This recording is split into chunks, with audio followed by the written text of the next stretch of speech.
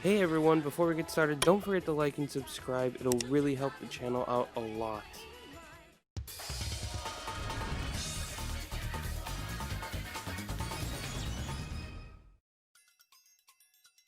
I remember it like it was yesterday. Waking up on Saturday mornings, turning on my Sega CD, booting up Sonic, and spending hours playing. Those were the days. Except I never had that childhood. Okay, so to be fair, I never played Sonic CD until I got Gems Collection when I was a bit older. Even then, I sorta just disregarded it for Sonic the Fighters. It wasn't until 2011 when I revisited the game as it was released for mobile and consoles by Sega, made by the taxman himself, Christian Whitehead. Sonic CD is a unique game, but it does hold a divisive opinion amongst those who have played it. Either it's great, or it isn't. Let's talk a bit more about it.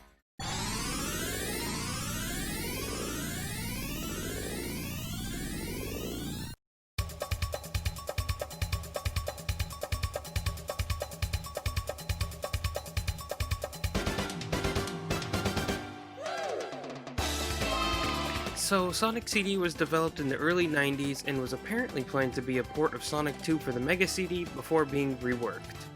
And thank goodness for that. Now, don't get me wrong, I love Sonic 2, but we got one of, if not the most unique Sonic game in the series out of the whole ordeal. Now, sure, when you play it at first, you might think, this is just like any old Sonic game. Well, that's because it is. If you've played any of the other classic games, you'll find Sonic CD is more like Sonic 1 than Sonic 2.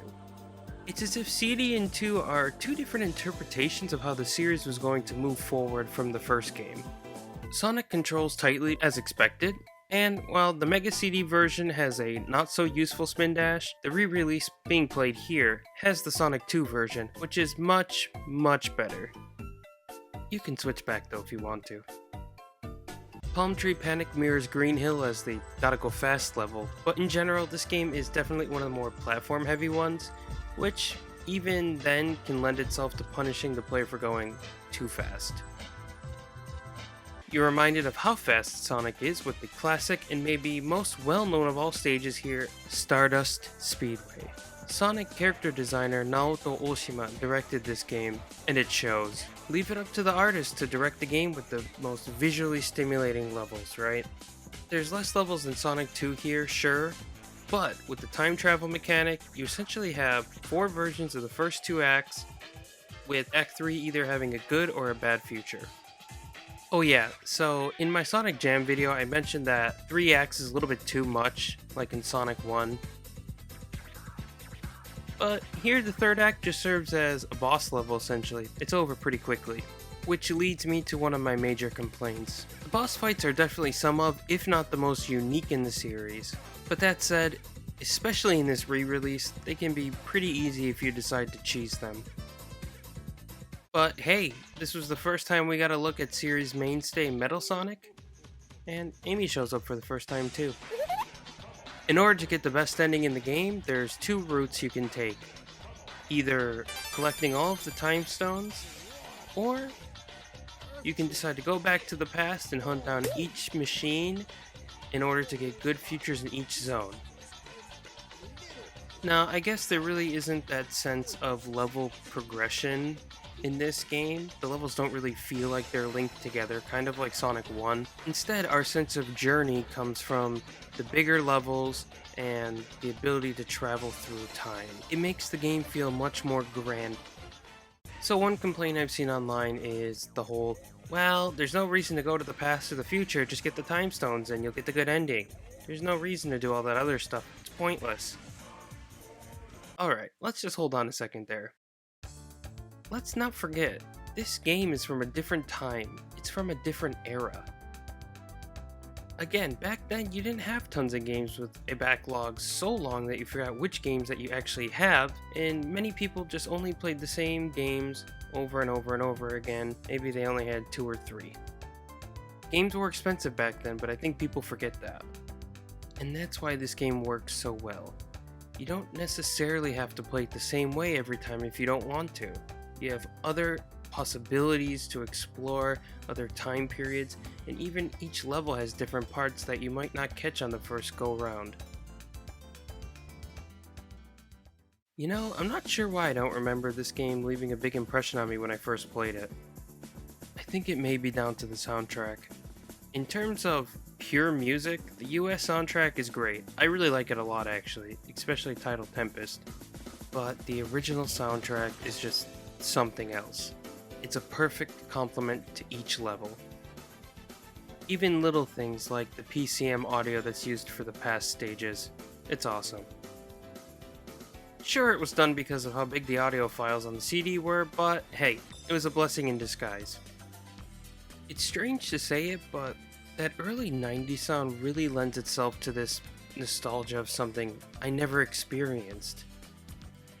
To sum it up, Sonic CD is like the video game version of city pop. I know the bad future for Stardust Speedway is pretty popular, but to me the good future is, well, just as good.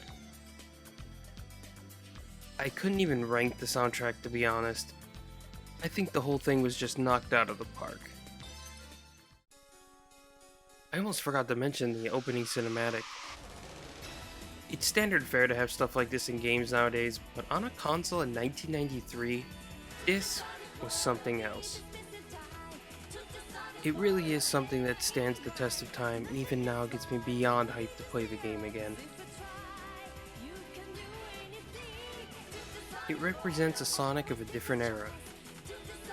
Before the adventure, before the modern, before the mania.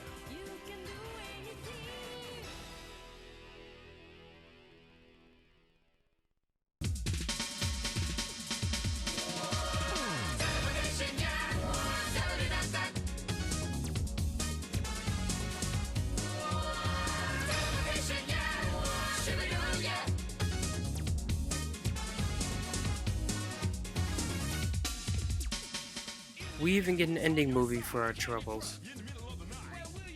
It's a nice recap of the experience we just had, packed with the attitude Sonic was and is still known for. Going back and playing Sonic Jam, and now this, it's a reminder of what came first and what set the bar. Sure, Sonic CD might not be the best Sonic game to some. Heck, I know some people will think it's terrible, dull, or whatever. But for me, it's easily my favorite of the classic series. It has a simplicity yet elegance that hasn't quite been matched. And I know that phrasing might be cliche, but honestly it's a game I can't recommend highly enough. Nowadays, we're freed from the constraints of the Mega CD and can enjoy the game on Xbox One, older consoles such as the 360 or PS3, and even cell phones. I hope you can have as good as a time as I did when I played. Thanks again for watching, see you next time.